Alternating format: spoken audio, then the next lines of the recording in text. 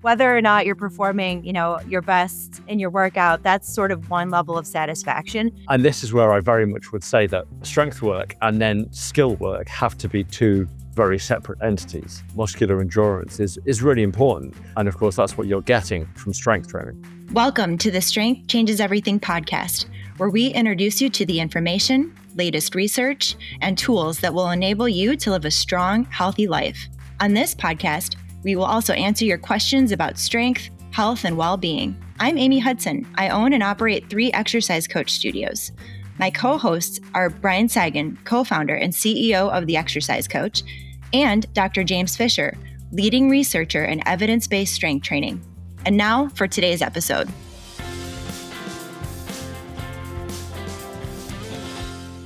Welcome back, everybody, to the Strength Changes Everything podcast. Today, we are answering a listener question. And this question is from an exercise coach client participating in strength training workouts twice a week at his local studio. And his question is, I'm really enjoying my workouts at the exercise coach, working out twice a week. I know my workouts are getting me stronger, full body, in my full body, but I do have other goals related to golf and performance outside of my studio sessions. Do I need to also be participating in other training, strength training or resistance training focused towards my goals in that particular area in order to see improvements?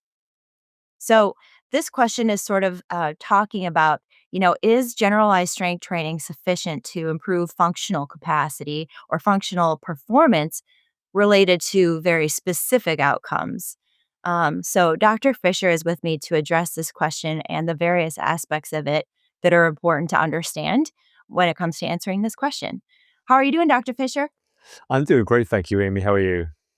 Good, good. So what would you say to a question like this, and how would you approach answering it? Yeah, it's a really fascinating question, actually. It's been long asked and still, to some extent, by many people, unanswered. I think the science does have an answer, so I'll provide that in the best detail that I can. But it doesn't mean that everybody always follows suit with this answer. So that's something just to bear in mind. First of all, I love that the listener is engaging in full body strength training regularly. That's great. And that will be doing a wonderful thing for their golf performance, as it would for any sports performance. So it's worth clarifying that there is a wealth of research that supports that strength training both improves sports performance, specific to golf, for example, in things like club head speed and ball velocity, and so forth, and also can help resist injuries. So, flexibility in the back, in the shoulders, and so forth, specifically for golf, but across other sports as well. So, resistance training, perfect, that's great. And then the question that's being asked really is this idea of loosely what's called functional training or sports-specific training. So we've talked previously on the show about functional capacity, and it's maybe worth just clarifying that early on and separating that from this discussion. So functional capacity, we talked about and said that a paper I published some time back now looked at resistance machine-based training. So using purely resistance machines improved functional capacity in older adults. In this case, functional capacity were things like a timed up and go, a sit to stand. So basically tests of gait and static and dynamic balance and things like that. And it showed considerable improvements just from resistance machines. So what it was saying was that you didn't need to do kind of heavy weighted lunges or step ups or other pseudo functional tasks to improve your functional capacity. And that leads us into this discussion. So if you're playing golf, do you need to do exercises that are functional training exercises, or more importantly, exercises that mimic your golf swing? Well, we published another paper actually just last year, myself and some colleagues, and this was kind of a wonderful, wonderful list of colleagues. There was Stu Phillips from McMaster, Brad Schoenfeld from Lehman College in New York, Hugo Pereira from Brazil, Stephen Fleck, Eric Helms. There was a number of wonderful academics on this paper. And it looked at exactly this, and it was kind of a consensus definition of what functional training is. And it was sent to this question was sent to 31 different kind of academics and experts in the field.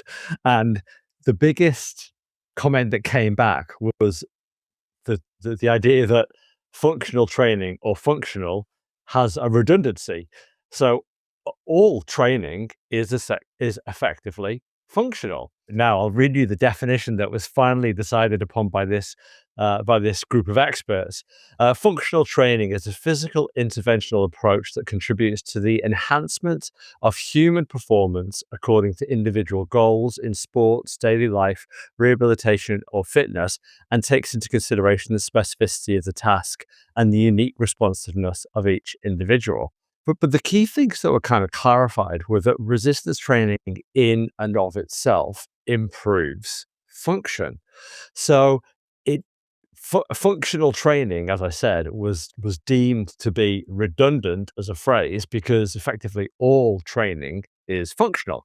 And that would lead me back to the earlier comment that strength training improves sports performance.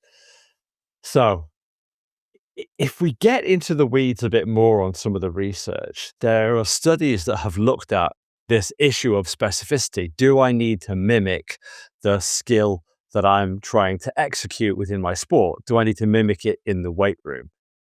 And the answer categorically is no.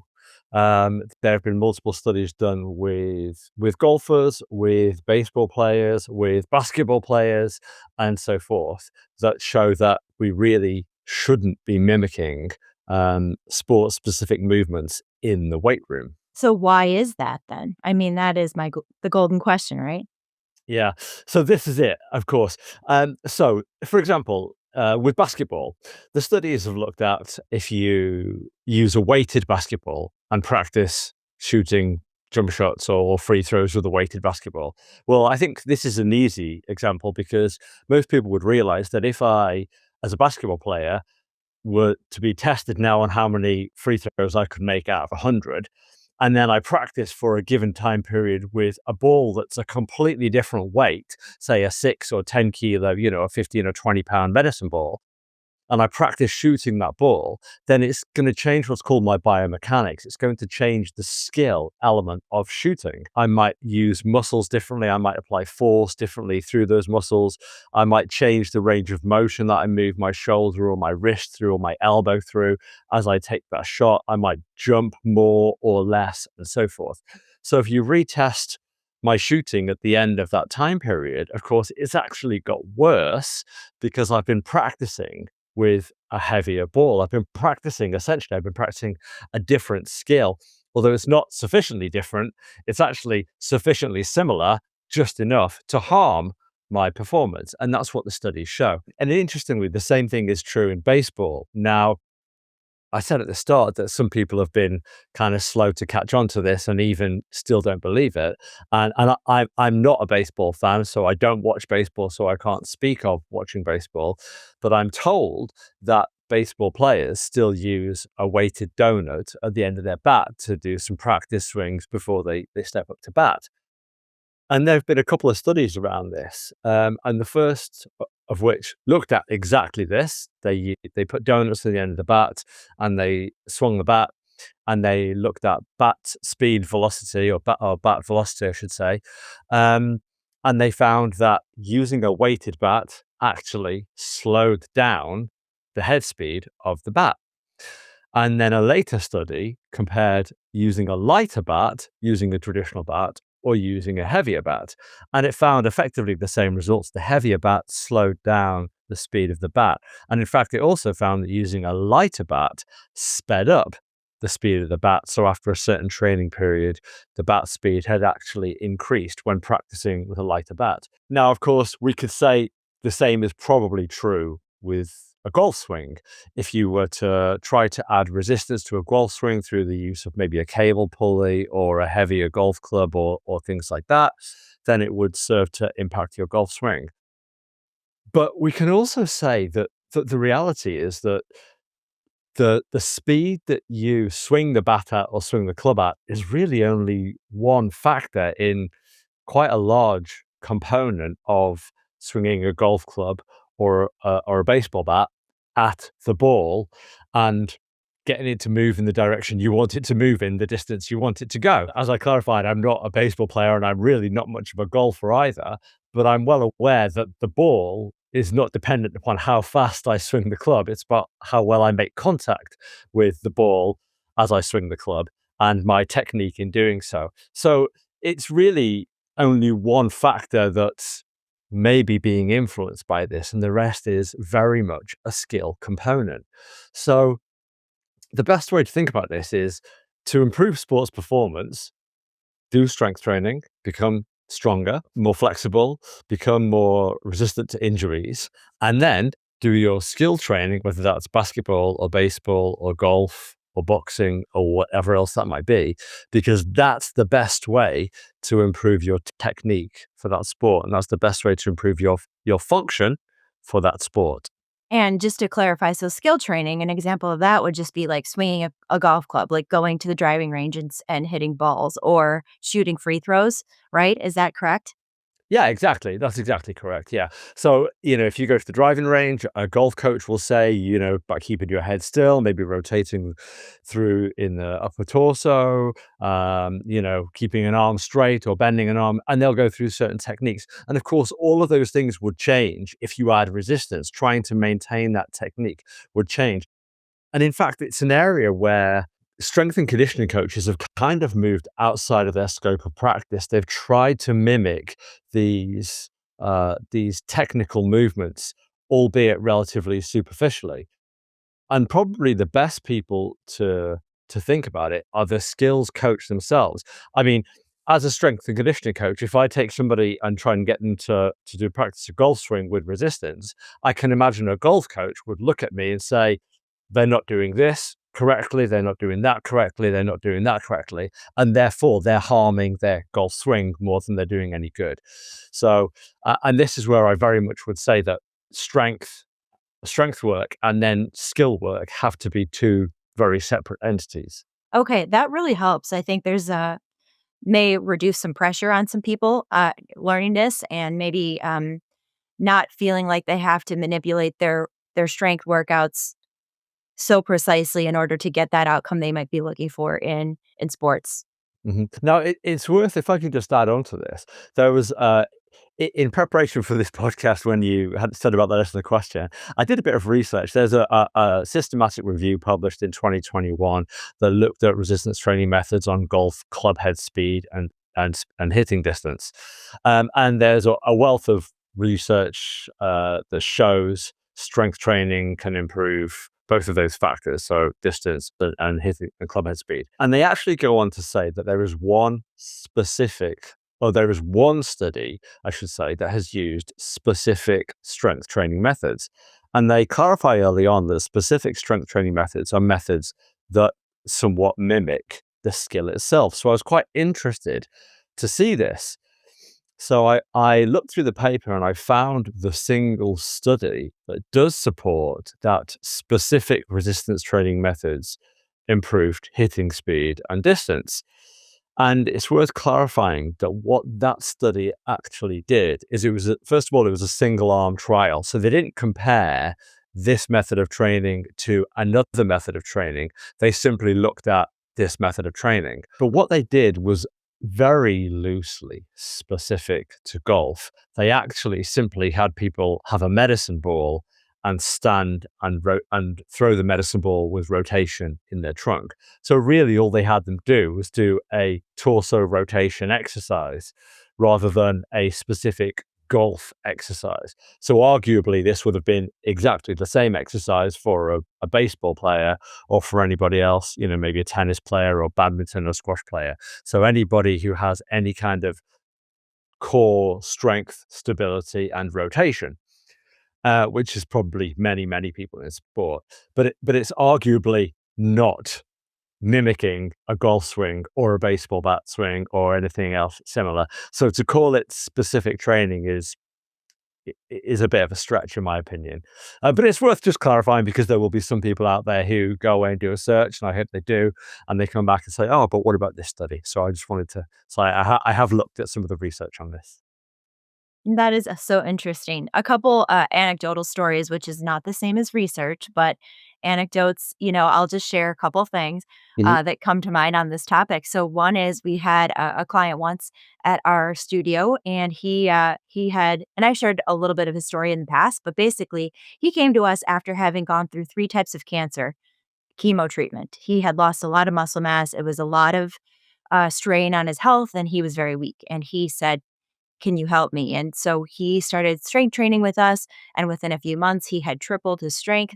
But also, what surprised him the most is he hadn't golfed in a long time, and he had gone after getting started with us to golf with his brother, who was a pro golfer, and he was hitting the ball farther than his brother was, just from having strength trained at the studio. He wasn't practicing golf, and he was just delighted to see that his golf balls were flying further, and he hadn't done anything to specifically work on that except getting stronger. So that was a cool example, and he was just, you know, whether or not you're performing, your best in your workout, that's sort of one level of satisfaction.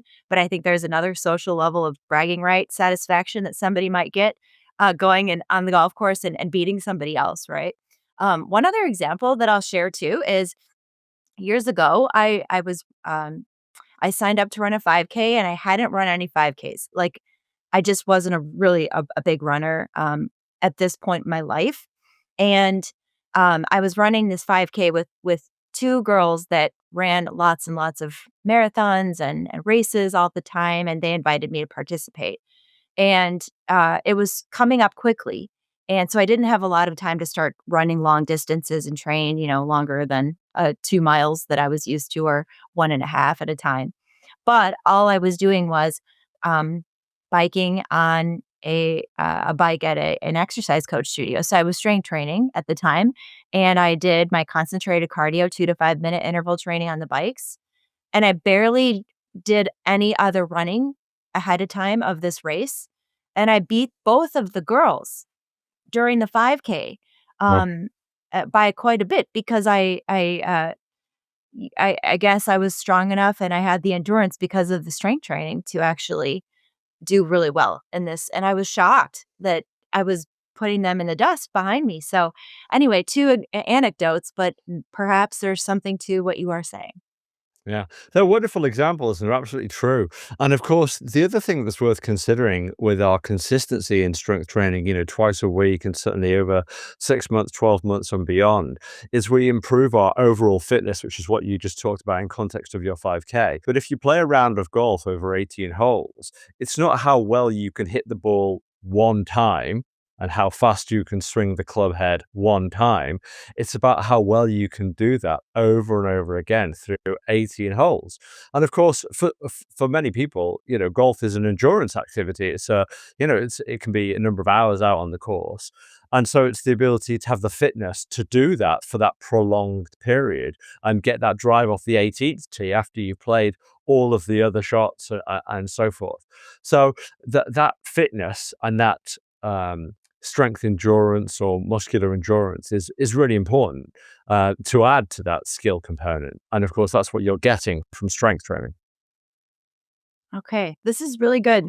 So thank you so much for sort of breaking this down for us. I think this puts a lot of people's mind at ease, and I think it's very helpful just to break down the distinction between functional training and strength training. So thank you so much for answering this listener question. If you are a listener to this show and you have a question for us, don't forget to go to strengthchangeseverything.com. There's an orange button right at the top of the page where you can submit a question for us to answer here on the show. So we hope you will go to strengthchangeseverything.com and visit us there if you do have a question. We will see you next week on the podcast. Until then, we hope you remember, strength changes everything. Thanks for listening. If you enjoyed today's episode, please share it with a friend. You can submit a question or connect with the show at strengthchangeseverything.com. Join us next week for another episode, and be sure to follow the show on Apple Podcasts, YouTube, or wherever you get your podcasts so that you never miss another episode. Here's to you and your best health.